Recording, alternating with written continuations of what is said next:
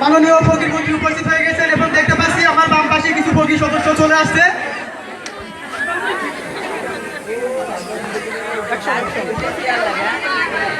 ফকির শোন না ভাই,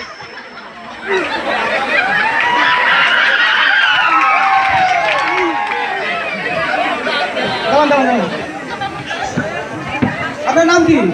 আমার নাম ফকির বাচ্চা। কি নাম? ফকির বাচ্চা।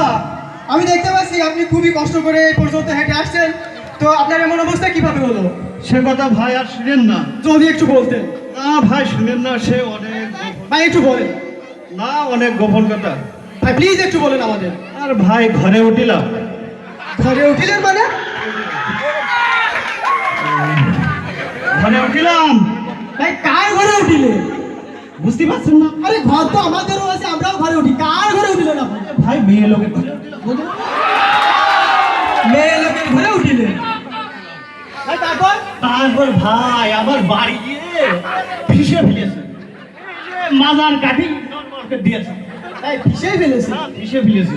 তারপরে ঢাকায় মাকায় নিয়ে যায় চিকিৎসা করে, কোনো কাম হয়নি। তাহলে কি করবো, লাস্টে ফকিরগিরি বেছে নিলাম।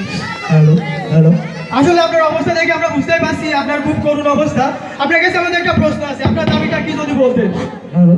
আমার দাবি এই যে 10 টাকা কাটে চাই, তারপরে আমার বয়স্ক ভাতা, এই বিভিন্ন সরকারের যেসব প্রজেক্ট আছে আমরা পাচ্ছি না, এই জন্য আমরা আন্দোলন শুরু করেছি 4.5 শুনছি যতদূর যে সরকার 2021 সালের মধ্যে ডিজিটাল করে দেবে, তো এই বিষয়ে আপনার?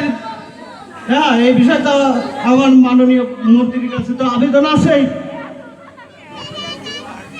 Thank you. আমাদের পাশেই দেখছি মাননীয় ফকির মন্ত্রী বসে আছেন।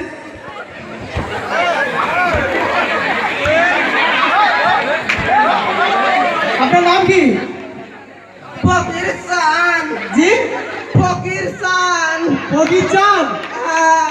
ফকির চান? আমি দেখতে পাচ্ছি আপনি ঘুরিয়ে ঘুরিয়ে হাঁটছেন, খুবই খারাপ অবস্থা আপনার।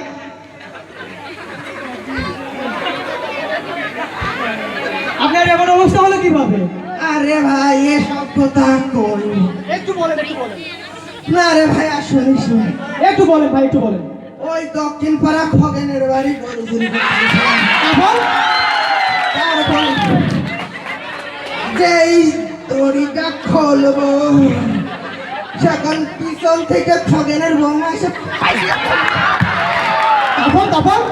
তারপরে ভাই এই আশপাশের 5-10 গণ্যমান্য ব্যক্তিরা এসে আর এই পাড়াতে যে ভৈকে মাতুর বাড়িতে নিয়ে গেছে খগেন নিয়ে যায় রে ভাই, এমন মারা মারেছে পাড়া চদনে পন্নের লুকিয়ে গুলিয়ে গেছে। তারপর ভাই, তারপরে বলতে হবে ভাই, তারপরে আমার সেই গয়লি বাইন্দার গেছে, গয়লি পিচ্ছে একটা গরুর শ্বশুর আছে। ওরে আমি হাজারবার বললাম ওরে আমি তোর মা না, আমি তোর মা না। ভাই কি চাটলো ভাই? আর কই ভাই কি চাটেছে আপনার? আর কিছুই বলবো না। আসলে বুঝতে পারছি আপনার যে অবস্থা, তাতে আপনার খুবই চাটাচাটি হয়ে গেছে। তো আপনার দাবি কি? ভাই আমার একটাই দাবি, ফকিররা কোনোই পাই না, তা মাসিক ভাতা চাই। কি ভাতা? মাসিক ভাতা। ও আই মিন মাসিক ভাতা, মানে বেতন, তাই তো? আমাদের পাশে মাননীয় ফকির মন্ত্রী বসে আছেন, আপনার বিষয়টা বিবেচনা করবেন। আমার ডান পাশে দেখছি আরো কিছু ফকির আছে, আমি তাদের কাছে চলে যাই। ভাই আপনি দেখতে পাচ্ছেন? হ্যাঁ ভাই কি বলছেন? হ্যাঁ আপনি দেখতে পাচ্ছেন? ভাই দেখতে পারলি কি আর এইভাবে হাঁটতাম নাকি? ভাই আপনার নাম কি? ভাই আমার নাম কাবু ফকির। কাবু ফকির? হ্যাঁ ভাই, হ্যাঁ। ভাই আপনার তো দেখতে চেহারা মাশাআল্লাহ সুন্দর, কিন্তু আপনি এখন অন্ধ হলেন কিভাবে? আপনার এর পিছনে কারণ কি? আর বললেন না ভাই, ওই যে সুনোপাড়ায় যে গার্লস স্কুল আছে, হ্যাঁ গার্লস স্কুল। তো মনে করেন আমি তো গ্রামের যুবক পুলাবান, তো এই বয়সে তো বিভিন্ন কি থাকে সব। তো ওই গিলাম ভাই ওই গার্লস স্কুলের পাশে, তো যাইয়ে এক মেয়ে দেখে ভাই পছন্দ হয়ে গেল। তো হয়ে যাওয়ার পর ভাই ওই মেয়ের দিকে একটু গোপনে ডাকলাম। ডাকার পরে তো ভাই কি বলবো, পার হিল খুলে ভাই না, আপনি কাঁপবেন না, কাঁপবেন না, তারপর বলেন, প্লিজ বলেন। পার হিল খুলে ভাই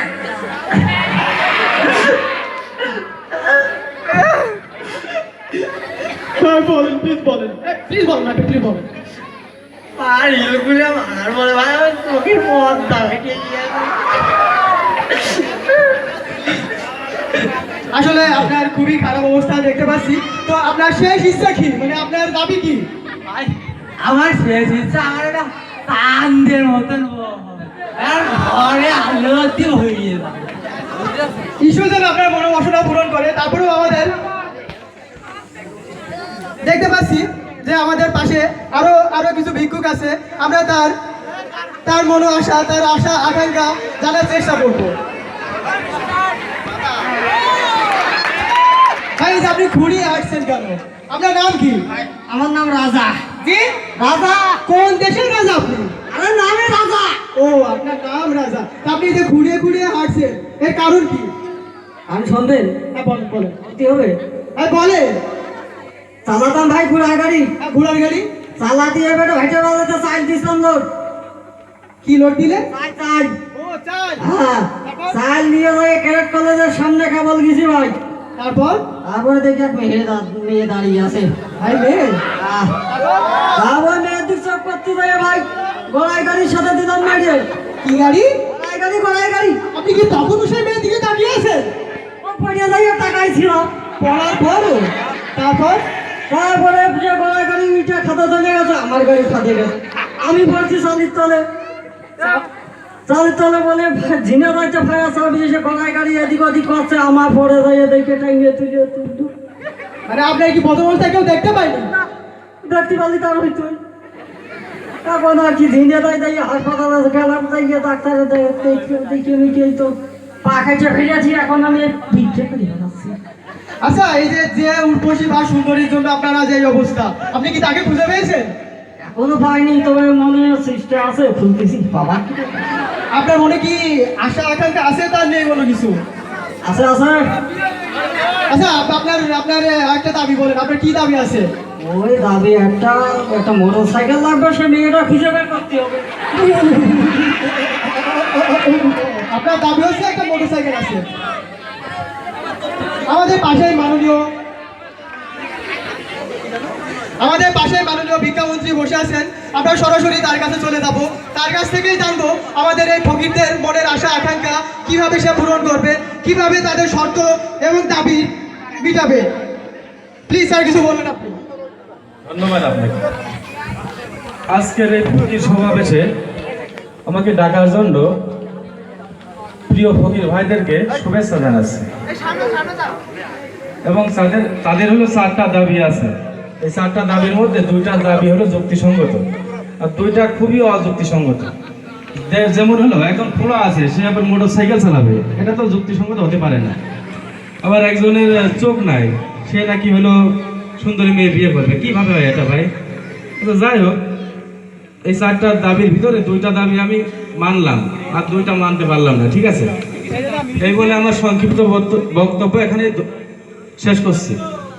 ধন্যবাদ সবাইকে। Thank you sir.